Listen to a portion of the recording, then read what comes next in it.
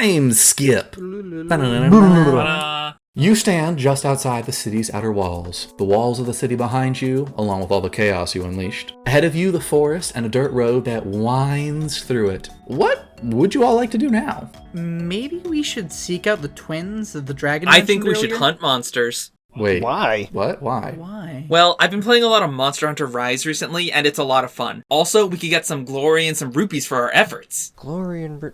sure. I suppose it would be a good chance for me to hunt for a prize for my senpai. Sure, nothing else, it would be quite the gripping tale. Alrighty. Not what I expected to have at this point, but why not? Everyone give me a perception check or a survival check. Your choices. Let's see if you can find a monster to hunt. I'm proficient in hunting down members of the Syndicate.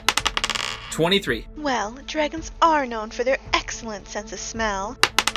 14. Step back, rookies, I've got this. 11,834. What do I find? Gimme. After investigating the area, about an hour later, you find the telltale signs of a large creature passing through the area not long ago. Ooh, is this a Rathalos? I bet it's a Rathalos. I'll roll for it. The party follows the tracks of this large, unknown monster. Till about 10 minutes of quick tracking, you come upon a large, open field. In it is a sizable herd of cattle, which is currently running around in a mooing panic as a massive Rathalos tears a cow carcass apart, feasting on its tender insides. Oh, the poor moo. I would like some too. The Rathalos notices you, and it lets out a deafening roar as it spreads out its wings. Everyone roll initiative. 16. 3. 2. 7. Rathalos gets a 19.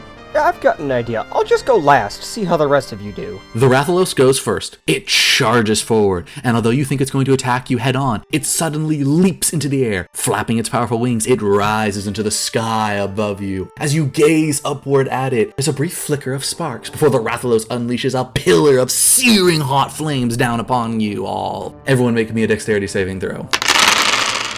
Everyone, minus the Bard, passes the save. Bard, you take 1,284 damage, while everyone else takes half of that for 642. Paladin, it is now your turn. I want to smite it. That's 23 to hit for 353 damage, plus 724 smite damage. Radiant light leaps from the heavens in tandem with your attack, and as you strike the Rathalos, so does the radiant light. The creature roars in pain and anger, and it dives down and crashes in front of your party. Mim, you are up. This is a dragon, right? So it must be draconic. It must have some class for diplomacy. Perhaps I can convince it not to attack us and share some of that delicious-smelling moo meat. Alright, make me a persuasion check. 12.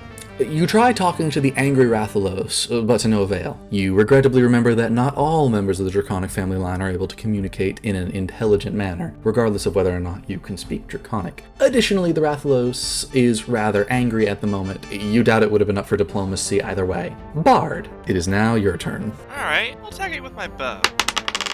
It's a 19 to hit. Roll damage. 819. I'd also like to inspire our fighter as a bonus action. Wait, doesn't your art blind people? It really all depends on how they interpret it. Alrighty, I'll let you figure out that part. In the meantime, Fighter, it is your turn. Alright, I'm gonna use my special race ability, Dragon Drive, and go into multi-attack. That's, 16 and 11 to hit. The first attack hits, striking the Rathalos in a weak spot between the scales. The second attack bounces off the creature harmlessly. I'll use that inspiration on the second one to raise it. 14. Although you try to will yourself to strike fair and true, you still fail to land an attack that draws blood. Go ahead and roll me damage for the first attack. 2,145. Alrighty. The cows in the area spend their turn running around in a panic and don't really help with combat. It is now the rogue's turn, if they would like to do something. I throw a knife. You all had your chance. Let a pro work. With a loud howl, the Rathalos collapses to the ground with a tremendous thud, sending dirt and grass flying. The rogue effortlessly slides down from the Rathalos' now dead neck and hops onto the ground. The cows continue to panic. You surmise it will take time before they calm down. Wait, I didn't get to fully utilize my Dragon Drive. And the fighting trampled my snack. Now I have to prepare one for myself and my senpai. Wow, those sound like you problems. I even went last, guys. Come on. Oh, I'm still feeling pretty good. Do you want to see if there's anything else nearby? Yeah, let's hunt some monsters.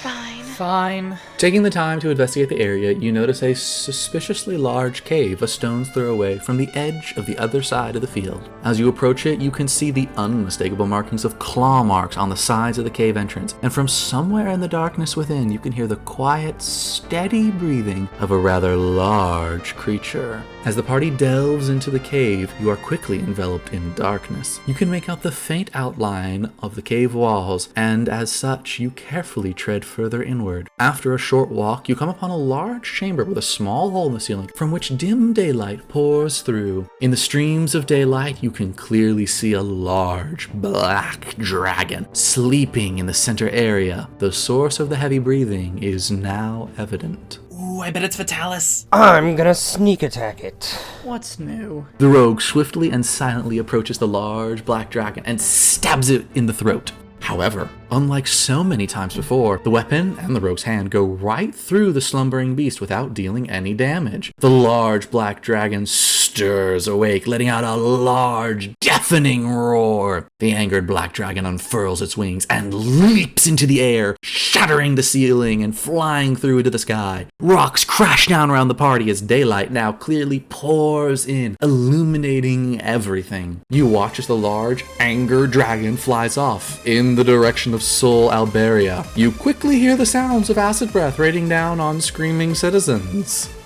Well, that wasn't supposed to happen. We should head there before too much damage is done. No, that thing is much too close to my senpai. Oh, blast, my leads on the Syndicate live there. Ooh, plot twist. I've got to write this down. The party bolts from the cave, wasting no time. The party arrives back at the entrance of Sol Alberia, whereupon they see the large black dragon diving down into the city, spewing waves of caustic green acid onto buildings and roads. You watch as roofs melt and cave in. People run around in a blind panic. The black dragon swoops down again, catching two poor unfortunate souls in its claws, whereupon it tosses them into the air and then chomps down on them like a midday snack, swallowing them whole. Everyone roll initiative.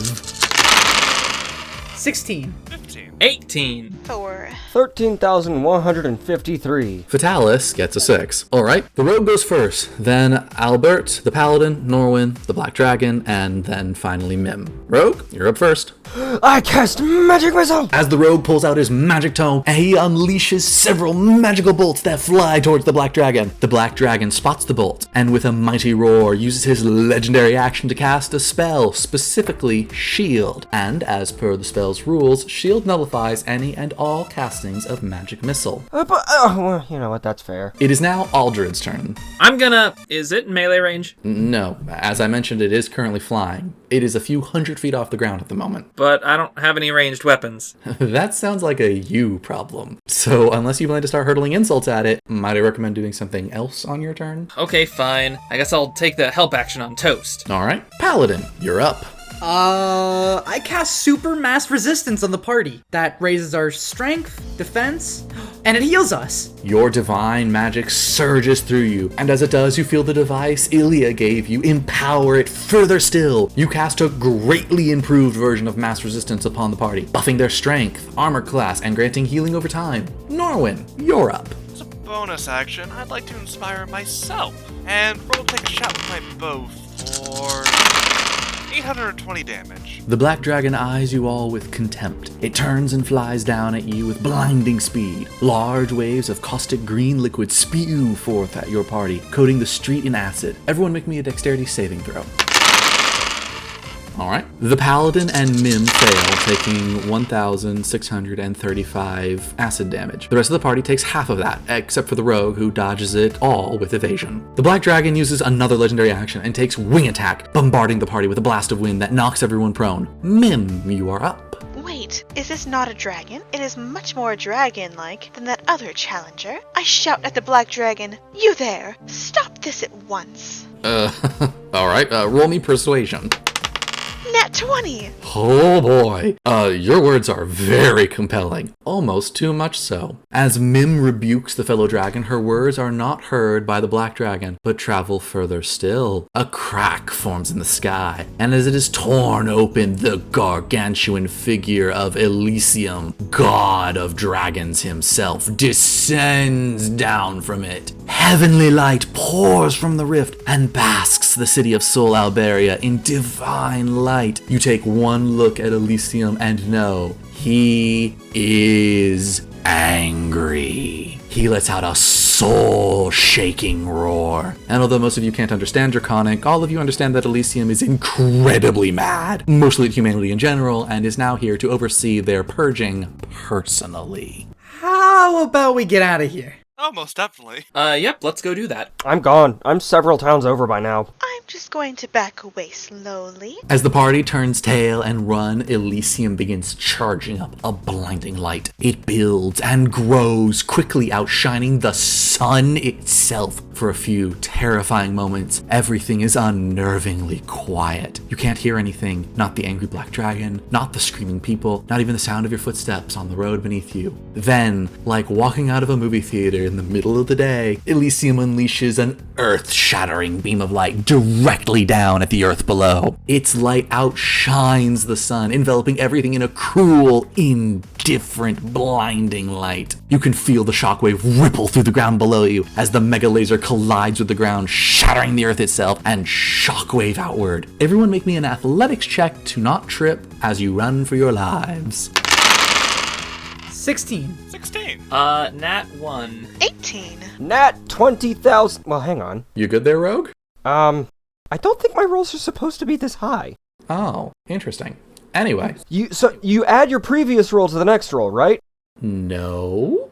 Oh. We'll talk afterwards. Okay. The party flees valiantly, stopping for nothing and no one. Yet despite their best efforts, the glowing shockwave of blinding light continues to catch up with the party. Everything it touches is lost into a void of radiant energy that annihilates all. People are gone in a flash. Stone buildings are liquefied in an instant. The very ground itself ripples out like water under the force of the shockwave. Sol Alberia is quickly engulfed in an all-encompassing wave of purification as the castle disappears into the radiant void as well. The black dragon notices the shockwave all too late and is evaporated like water on a hot skillet. The party runs like there is no tomorrow, for if they fail, there won't be. Sadly, Aldred the fighter trips as he runs, causing him to crash into the road below him. He barely has time to stand up before the shockwave engulfs him, evaporating his very bones. And despite their best efforts, the rest of the party also trip and become helplessly consumed by the blast and are destroyed in an instant, leaving Elysium to go on and continue the uncontested purge of humanity.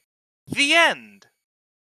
That story, what's the word? Sucked! That story sucked. Yeah, I'm gonna have to finally agree with the rogue. Our fighter died from tripping. Yeah, what gives? And my senpai, he might have died. TM, please reveal his fate to me. That is a good question now, isn't it? Oh, he's definitely dead. But, we still have Elysium on the rampage. Indeed, and that will be one of many problems for next time. To be continued.